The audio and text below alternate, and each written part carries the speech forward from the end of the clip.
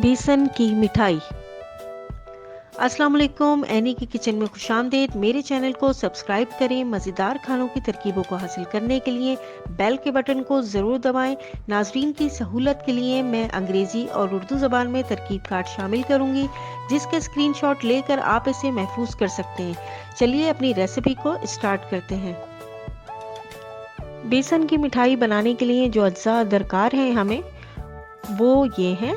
सबसे पहले हमने लिया है 2 कप बेसन, 1 कप पाउडर शुगर यानी 1 कप पिसी हुई शक्कर ली है मैंने, और 1 टेबल स्पून मिल्क का लिया है, कोई सा भी ड्राई मिल्क, और आधा कप घी लिया है मैंने। अब मैं 2 कप बेसन जो मैंने लिया था उसको अच्छी तरीके से भूनूंगी कि कच्चेपन की हट जाए। अच्छी तरीके से मिक्स करें और अच्छी तरीके से इसको भून लीजिए हल्की आंच पर।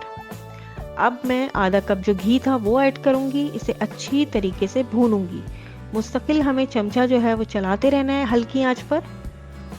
और अब जो है देखें इसकी फॉर्म चेंज हो गई है और ये हल्का पतला पतला सा लग रहा होगा, अलग अलग दरदरा सा, और यही फॉर्म हमें चाहिए।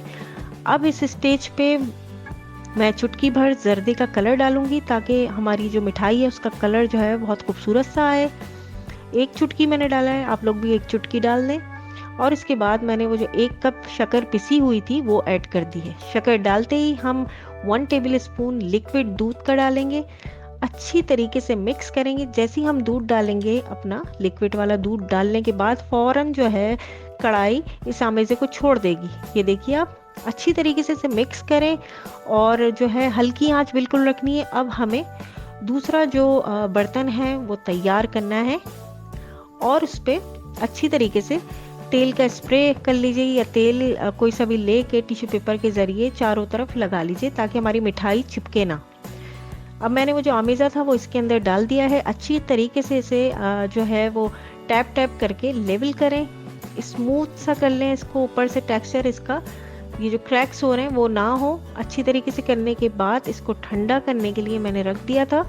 ठंडा कर लें आप 4-5 मिनट में।